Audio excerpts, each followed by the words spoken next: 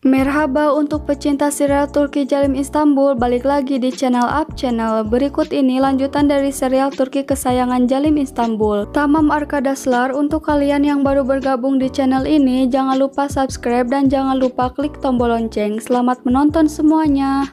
Şeniz dibawa keluar oleh penjaga Aga. Seher, Neriman, dan Zivan menghampirinya. Kemudian Seher membawa Şeniz. Damla menangis dan berkata, "Ayah, bagaimana kamu bisa melakukan ini kepada ibuku? Kenapa kamu mengusir ibuku dari rumah? Apa yang ibuku lakukan padamu?" Damla terus berbicara. Aga menyuruh Damla diam. Damla bertanya kepada Cenk, namun semuanya diam tidak menjawab. Kemudian Neriman datang dan bertanya kenapa Şeniz gemetar. Aga berkata, "Di mana Şeniz?"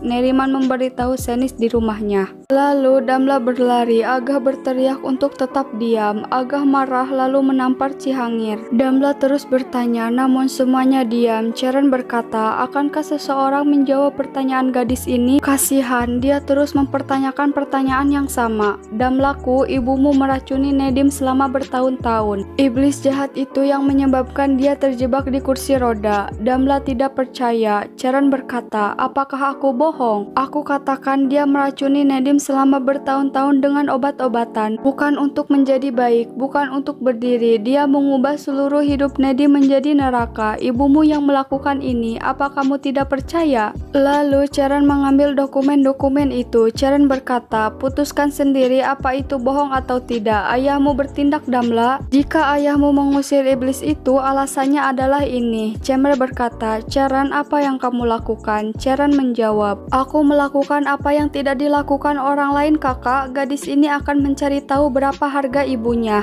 Kemudian Aga datang. Aga menyuruh Şeniz pergi. Seher bertanya. Aga melarang Seher untuk ikut campur. Şeniz dibawa secara paksa. Şeniz berkata, "Ya, aku melakukannya. Aku melakukannya untuk putraku agar dia tidak memikul beban ini sendirian. Aga, putra kita hampir bunuh diri. Kamu selalu memegang Nedim daripada anak-anakmu. Aku melakukannya agar tidak menghancurkan anak-anakku." Aga menyuruh Şeniz pergi dan menjauh dari keluarganya. Aga berkata, "Aku menemukanmu tepat di depan pintu ini. Aku mengambilnya, menutupi lukanya. Aku membawanya ke rumahku, ke pelukanku. Aku menjadikanmu seorang istri. Apapun yang aku miliki, aku berikan padamu. Kamu bahkan tidak pantas mendapatkannya. Kamu mempersiapkan akhirmu sendiri dengan semua keburukan yang telah kamu lakukan. Sekarang pergilah dari sini. Pintu ini tertutup untukmu." Damla berteriak dan tidak percaya kalau ibunya melakukan hal seperti itu. Cenk memeluk Damla. Damla menyalahkan Nedim dan menuduh Nedim menjebak ibunya. Damla menyuruh Nedim untuk mencari dan membawa ibunya. Aga berkata, "Kamu mendengar, kamu akan mempelajarinya. Nama wanita itu tidak akan pernah disebutkan di rumah ini lagi." Damla tetap tidak percaya dan menyebutkan bahwa ini adalah jebakan. Damla berkata bahwa dia hanya akan mendengarkan ibunya. Lalu Damla pergi. Kemudian Cenk pergi. Cemre mengejarnya. Saat Cemre ingin masuk mobil, Cenk meninggalkannya. Aga memperhatikan dan berkata, "Pergi saja. Aku pikir kamu mengejar ibumu juga." Saat di perjalanan, luka Cenk mengeluarkan darah. Cemre mengejar Cenk dengan taksi. Şeniz kedinginan lalu memberhentikan taksi. Sementara Ceren mencari Şeniz. Aga menyuruh Meli dan berkata bahwa apapun properti atas nama Karacay, Şeniz tidak bisa memasukinya dan mendapatkannya. Cenk tidak tahan dengan lukanya. Kemudian Cenk berhenti. Cemre bertanya kenapa berhenti. Lalu Cemre keluar dan melihat Cenk. Cemre pun langsung berlari dan meminta pertolongan. Supir taksi berkata bahwa Şeniz tidak memiliki tujuan. Lalu Şeniz menyuruh supir taksi untuk membawanya ke hotel. Şeniz berkata bahwa uangnya akan ditransfer, namun supir menginginkan uang cash. Kemudian Şeniz beralasan tidak membawa tas dan menyuruh karyawan untuk membayar taksi. Karyawan tidak mau karena takut Aga marah. Ceren datang dan mendengar bahwa Şeniz menyuruh karyawan membayar taksi. Lalu Ceren membayarnya. Şeniz meminta kartu kunci, namun tidak diberikan karena Aga melarangnya. Şeniz berkata bahwa Aga seperti itu karena sedang mempersiapkan kejutan untuknya. Ceren bertepuk tangan. Ceren meledek Şeniz. Ceren berkata, "Lihat sekelilingmu. Anak-anakmu tidak mengejarmu. Di mana putrimu Damla yang pintar? Di mana Cenk yang pengecut itu? Semua orang mengusirmu dari rumah dan berbalik melawanmu. Kamu bahkan tidak bisa membayar uang taksimu, tapi bahkan di hari tersulitmu aku masih bersamamu. Lalu Senis membawa Charon. Nedim meminta maaf pada Agah. Agah meminta maaf bahwa Agah tidak bisa melihat dan mendengar penyiksaan Nedim. Agah berkata, akulah yang harus disalahkan. Aku bahkan tidak bisa memaafkan diriku sendiri. Nedim menjawab, Paman, kamu selalu memelukku dengan cinta, menunjukkan kasih sayang. Kamu ingin aku baik-baik saja saat aku di kursi roda itu. Aku senang ketika kamu datang. Aku akan bersyukur setiap hari karena kamu menjadi pamanku. Aku hanya merasa berharga, merasa dicintai ketika di sampingmu, Paman. Aku tidak punya orang lain selain kamu. Agah menjawab, kamu diam karena kamu tidak ingin aku sedih. Kamu diam karena rumah ini tidak boleh berantakan.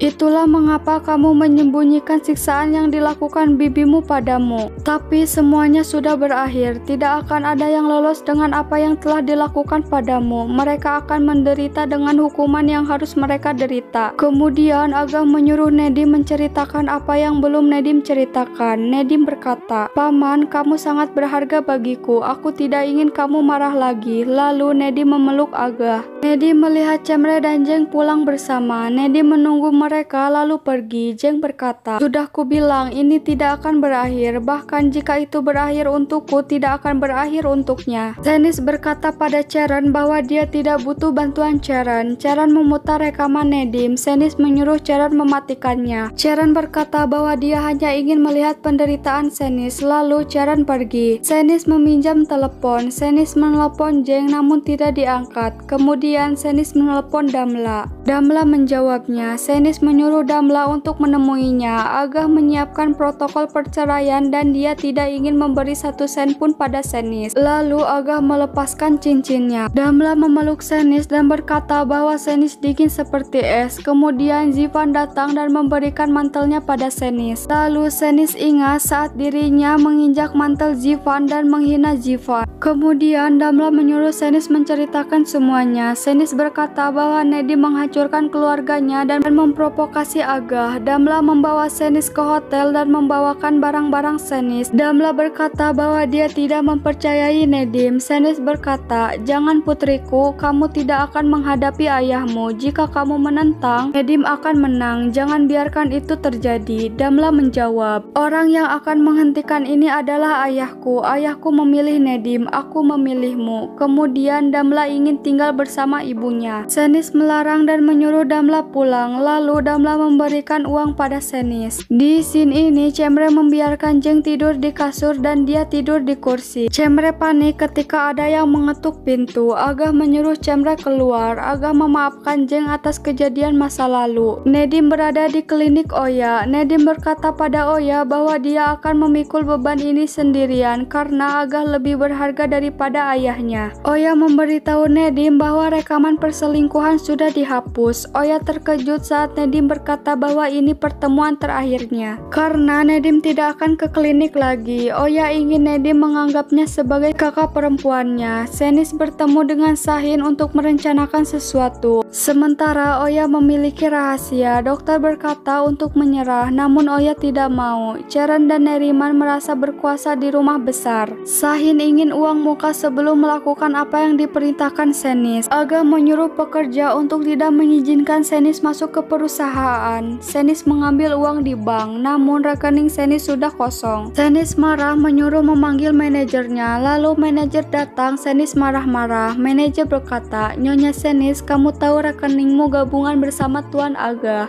Ketika Cemre akan mengganti perban Jeng, Nurten datang memberitahu bahwa Agah menunggu Cemre. Charon datang ke ruangan Agah dan meminta untuk menjadi nyonya besar di rumah. Agah menyuruh Charon keluar. Kemudian Cemre datang. Saat Charon ingin menguping, Damla datang. Charon pun pergi. Charon merusak koleksi Senis karena Nurten membersihkannya. Charon berkata bahwa dia nyonya besar di rumah ini. Kemudian Damla datang dan marah. Damla berkata bahwa ibunya akan kembali ke rumah. Lalu Damla pergi, Neriman datang. Charon berkata bahwa Senis memiliki rencana baru untuk ke rumah. Neriman menjawab, miliki suamimu dan rumahmu. Jika Senis punya rencana, kamu akan punya dua rencana. Jeng melihat Cemre pucat setelah keluar dari ruangan Aga. Jeng bertanya, apa yang kamu bicarakan dengan ayahku? Apa ini tentang kita? Cemre berkata bahwa dia punya pekerjaan di luar dan harus pergi. Senis datang ke perusahaan, namun pekerja menyuruh Senis keluar. Senis tetap masuk, security menjaga dan melarang Senis masuk. Kemudian Nedim datang dan membawa Senis. Nedim menyuruh Senis menjauh dari keluarga, Aga, rumah, dan perusahaan. Senis berkata bahwa dia akan menang. Nedim menjawab,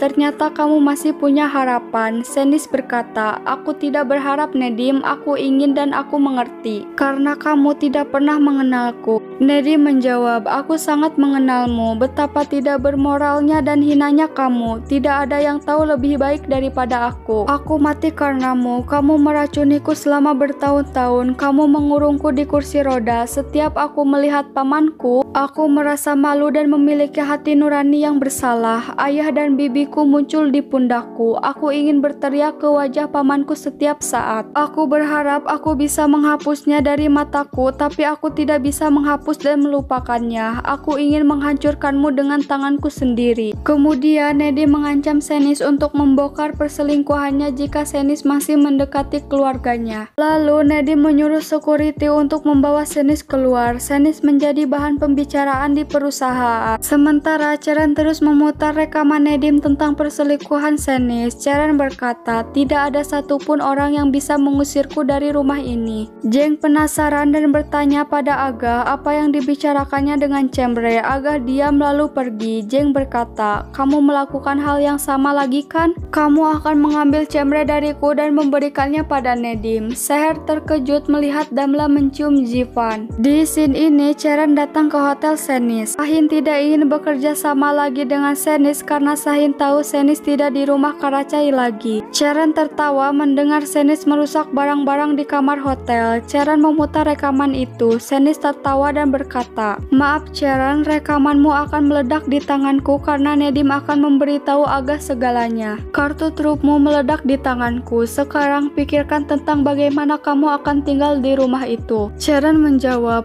tapi pikirkanlah bagaimana kamu kembali ke rumah besar itu. Lalu Charon pergi. Aga datang ke perusahaan. Pekerja bilang Senis datang dan berdebat dengan Nedim. Aga menghampiri Nedim dan bertanya. Nedim menjawab, dia datang karena tidak ada uang di rekening gabungan. Pertama dia menelepon akuntansi, setelah itu datang ke sini. Kemudian Charon datang. Senis menjual gelang hadiah pernikahan dari Aga. Cemre menangis. Jeng terus meneleponnya namun tidak dijawab. Ketika Senis pergi, pedagang perhiasan menelepon Jeng memberitahu bahwa Senis menjual gelang hadiah pernikahan dari Aga. Senis datang ke toko senjata lalu membeli senjata. Charon memberitahu Nedim tentang rekaman Nedim. Nedim bertanya, dari mana kamu mendapatkan ini? Charon menjawab, bukankah kita sudah membuat kesepakatan? Aku tidak akan melepaskan tanganmu dan meninggalkanmu. Aku tidak mengkhianatimu. Jika aku mau, aku akan membongkarnya, tapi aku tidak melakukannya karena aku memilihmu. Nedim berkata, Charon, aku membuat keputusan. Tidak ada kebohongan, tidak ada rahasia dalam hidupku sekarang. Tidak ada kesepakatan, semuanya berakhir. Kami akan bercerai. Kemudian Charon akan memberikan rekaman ini pada Aga. Nedim mengejarnya, lalu Nedim menghapusnya. Aga melihat Charon dan Nedim bersama. Lalu Nedim langsung mengejar Aga. Senis melihat senjatanya dan berkata, aku tidak bisa melakukan ini. Lalu Senis membuangnya. Kemudian Jeng datang dan memberikan gelang yang telah dijual Senis. Senis berkata bahwa dia melakukan semuanya untuk Jeng. Jeng menjawab, jangan lakukan apapun untukku lagi. Kami sampai di titik ini karena apa yang kamu lakukan untukku. Kami pantas mendapatkannya. Jangan mencoba untuk benar sekali lagi karena itu kesalahanmu. Singkirkan hukuman itu, ibu. Senis berkata bahwa Nedim tidak akan berhenti. Jeng tidak percaya dan melarang Senis untuk menyeretnya ke perang ini lagi. Lalu Jeng pergi. Senis menangis lalu mengambil senjatanya lagi. Senis berkata, aku harus harus menyingkirkanmu. Cemre memikirkan apa yang dikatakan Aga. Aga mengetahui bahwa permasalahan Jeng dan Nedim bukan hanya tentang masa lalu, tapi dengan memperebutkan Cemre juga. Aga menyuruh Cemre membuat keputusan memilih Jeng atau mengakhiri konflik ini. Meritz menghampiri Damla dan Jivan. Meritz dan teman-temannya menyerang Jivan. Damla berteriak meminta pertolongan. Nedim melihat Cemre lalu menghampirinya. Kemudian Jeng datang dan melihat Nedim dan Cemre bersama.